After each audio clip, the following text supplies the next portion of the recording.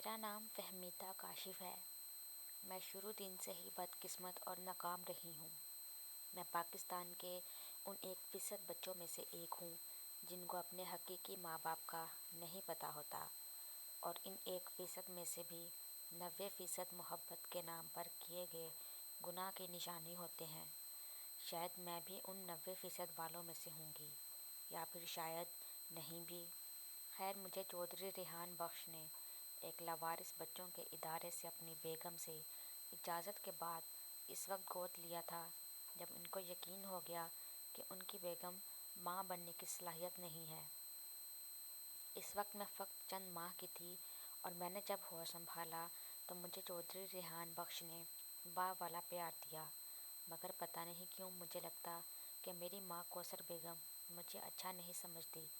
جب تک میرے بابا ریحان بخش گھر میں رہتے تب تک میں گھر میں کھیلتی کودتی بہت خوش رہتی، اور بابا کے جاتے ہی کوثر بیگم کا سخت لہجہ اور رویہ مجھے سہما دیتا۔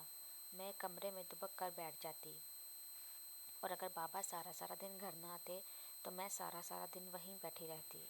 مگر جس تقدیر نے پہلے مجھے میرے سگے ماں باپ دیکھنے نہ دیے تھے، اس نے ایک بار پھر مجھے آزمانے کا فیصلہ کر لیا تھا، اور میرے بابا ریحان بخش دل کا دورہ پڑنے کی وجہ سے چل بسے تھے۔ میرے بابا اکلوتے تھے، اور اپنی بیشتر جائیداد وہ پہلے میری ماں کوثر بیگم اور کچھ میرے نام کر چکے تھے، مگر ابھی تمام تر چیزوں پر مکمل کنٹرول ان کا تھا، جو ان کے مرنے کے بعد میری ماں کوثر بیگم کے پاس آ گیا۔ دوسرے لفظوں میں میری بدقسمتی کوثر بیگم کی خوش قسمتی بن گئی، اور کوثر بیگم نے عدت پوری ہوتے ہی بابا کے ایک ذاتی ملازم فرقان سے شادی کر لی۔ اب میری تعلیم کا سلسلہ بھی ختم ہو گیا، اور میں گھر میں فرد غیر بن کر رہ گئی۔ جب فرقان کے ہاتھ اتنی ساری دولت لگی تو وہ نشے اور جوئے پر پیسہ اڑانے لگا، اور میری ماں کوثر بیگم نے بھی اسے روکنے یا سمجھانے کی کوشش نہ کی۔ ادھر میں نے جوانی کی دہلیز پر قدم رکھا، اور ادھر فرقان نے جوئے میں اپنا آخری گھر بھی ہار لیا۔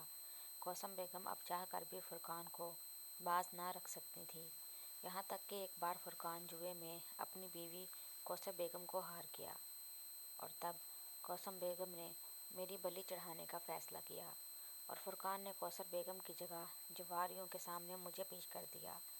جس جواری کے پاس میں پہنچی، اس نے اپنی ہوس مٹانے کے لیے کچھ عرصے کے لیے مجھے بطور تحفہ اپنے کسی دوست کے پاس بھجوا دیا، اور یوں 1 سال میں 7 مردوں کے پاس سے گھومنے کے بعد میں ایک بار پھر اسی جواری کی دہلیز پر آ پہنچی جس نے جوئے میں مجھے جیتا تھا۔ اب جب کہ میں اس کے کسی کام کی نہ رہی تھی تو اس نے مجھے بازار حسن میں فروخت کر دیا۔ بازار حسن میں ایک فدا خان نام کا آدمی مجھ پر فدا ہو گیا۔ اس نے مجھے بازار حسن کی ملکہ سے خریدا اور مجھ سے نکاح کر کے دبئی لے گیا، مگر وہ بھی بذات خود بدذات مرد ٹھہرا۔ دبئی آ کر مجھ سے جسم فروشی شروع کروا دی۔ پتہ نہیں کتنے لوگوں نے میرے جسم کو کتوں کی مانند نوچا ادھیڑا، اور اب جب میری عمر ڈھلنے لگی تو مجھے پاکستان واپس بھیج کر طلاق دے دی۔ میں آج بھی لاہور میں لاوارث لوگوں کے ایک ادارے میں رہ رہی ہوں۔ میری زندگی کی جہاں سے ابتدا ہوئی تھی، شاید یہاں میری انتہا بھی ہو جائے۔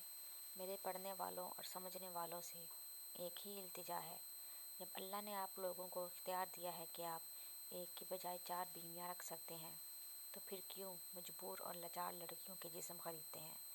اگر آپ کے پاس جسم خریدنے کے پیسے ہیں تو لڑکی کو گھر بٹھا کر کھلانے کے بھی ہیں۔ وہ راستہ اپنائیں جو آپ اور آپ کے اللہ کو پسند ہو۔ آخر میں اس بات پر متفق ہوں کہ عورت مرد سے زیادہ ظالم ہوتی ہے۔